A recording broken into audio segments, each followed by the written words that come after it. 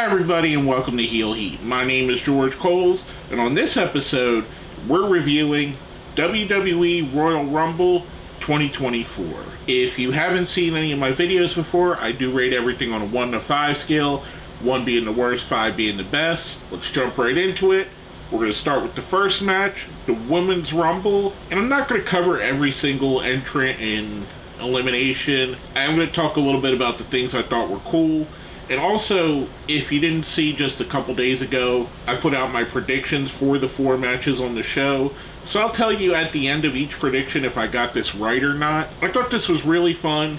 Right off the bat, we get Naomi's return, which was pretty much expected by everybody. That was awesome. The reaction she got from the crowd was amazing. And then before we could even really digest that, we get a Forbidden Door opening and Jordynne Grace coming into the Rumble. It's so cool that they have this now somewhat tradition of having a Knockouts champion in the Royal Rumble. Hopefully this leads to more working together with TNA. I think it would be awesome seeing some of the TNA wrestlers show up on other pay-per-views, seeing WWE wrestlers showing up in TNA. I think it would be really cool. We got to see Jade Cargill make her actual in-ring debut. She looked amazing. She's a star, and from what it looks like they may be building to her versus Bianca Belair.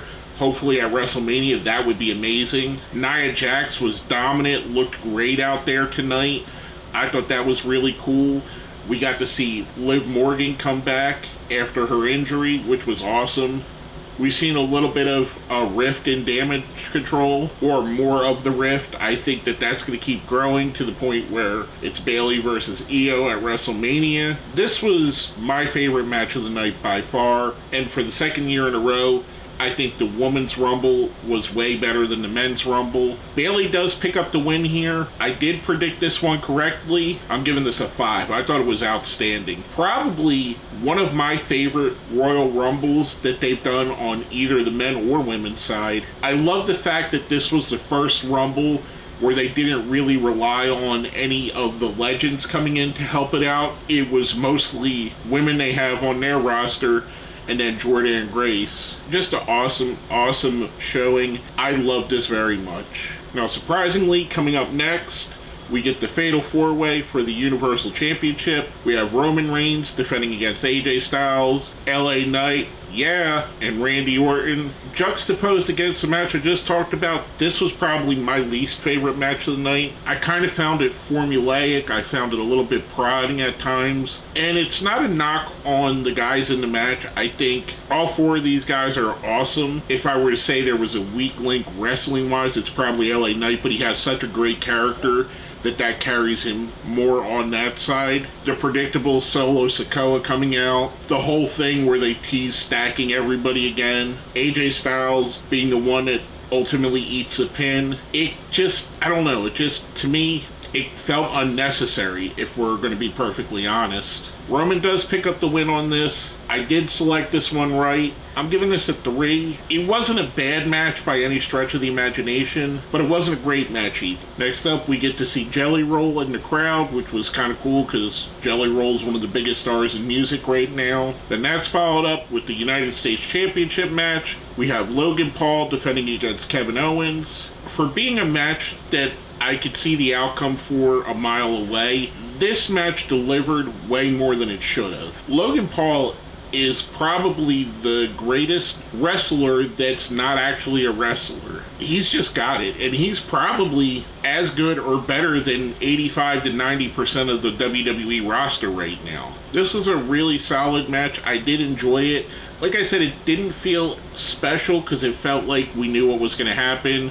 Grayson Waller and Austin Theory get involved. They hand off the brass knuckles to Logan Paul. Kevin Owens gets the brass knuckles, hits Logan, goes for the pin. The ref counts to 3, but then he sees the brass knuckles on Kevin Owens' hands, so Owens gets the DQ. I did pick this one correctly. I did pick Logan Paul to win, and I said on my predictions that I thought it might be something where Owens got DQ'd. I thought it would be he used a cast instead of the brass knuckles, but that's similar. Kind of a tribute to Dusty Rhodes while they're in Florida in Dusty's biggest territory of his career, doing a Dusty type finish. I thought this is a really good match. Not quite as good as the the first match, I'm giving this one a 4.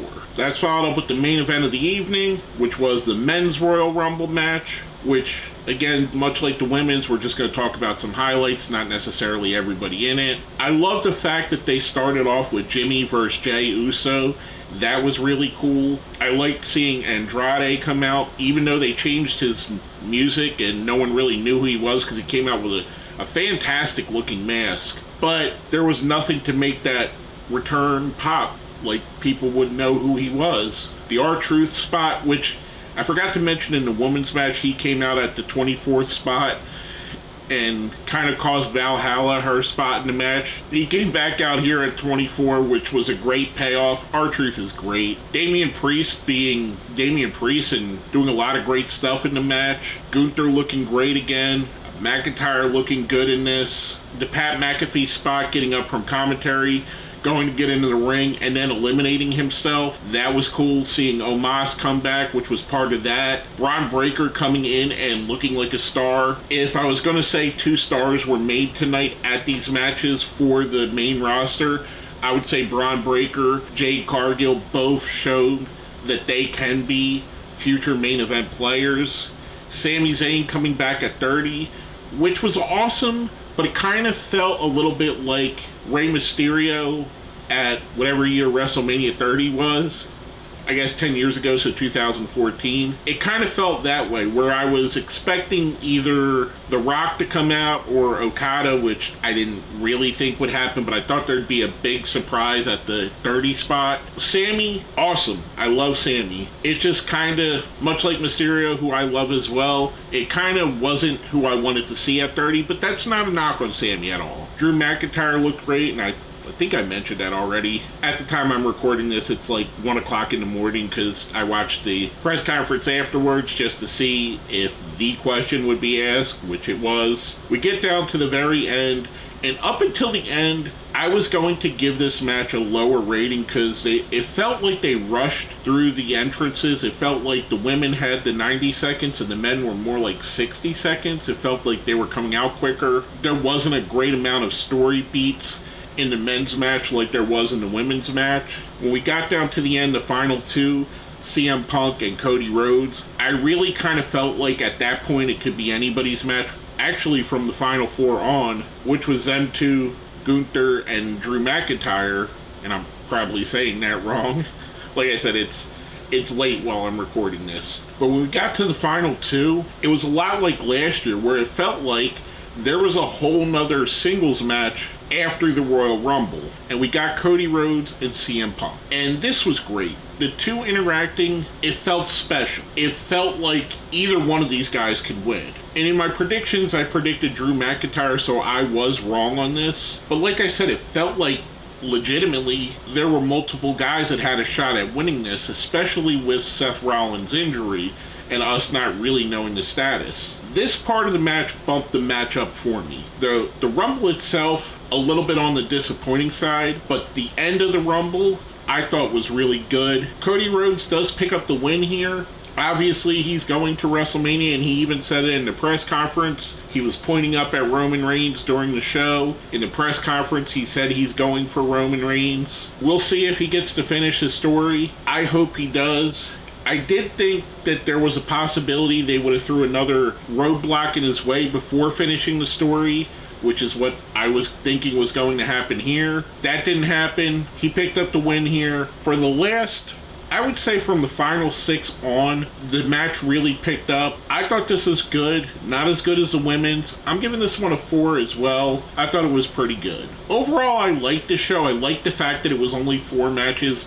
You focused on the 2 Rumble matches, had 2 high-stakes matches. I would have maybe liked one more match on the card, maybe one of the women's championships being defended here, but that's nitpicking a bit. I thought this was enjoyable. The Royal Rumble's always one of the better shows of the year, one of my favorite shows of the year, and this one was no exception. Overall, I'm going to give this one a 4.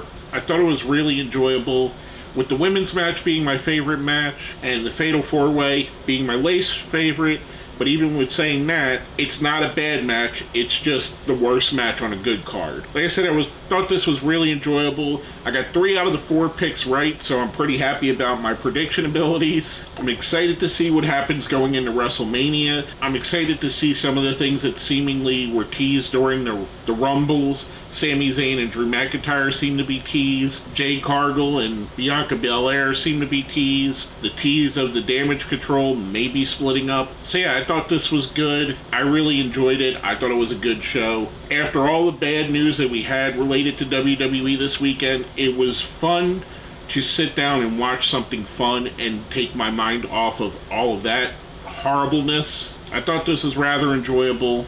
Like I said, I'm giving it a 4. If you made it to the end here, let's smash that like button, share the video, subscribe if you haven't. Where you say join, that's how you become a channel member. Becoming a channel member would definitely help me out. If you made it to the end, let me know what your favorite part of the night was. Was it one of the surprise entrants? Was it Nia Jax running through the women's roster? Was it Cody advancing his story? The Usos facing off with each other? The Fatal 4-Way might be your favorite part. Was it Grayson Waller and his entrance, which I thought was really good. I'm really starting to really like Grayson Waller, and he's really, in my opinion, pulling ahead of Austin Theory in the kind of, I guess, future star role. The more comfortable he's growing with his talking ability, the more I'm liking what he's doing as a cocky heel. I think he's good, and I think there's only room for him to grow. Like I said, though, let me know your favorite part of the night. Put it down here in the comments. With all that being said, my name is George Coles, and this has been my review of the Royal Rumble.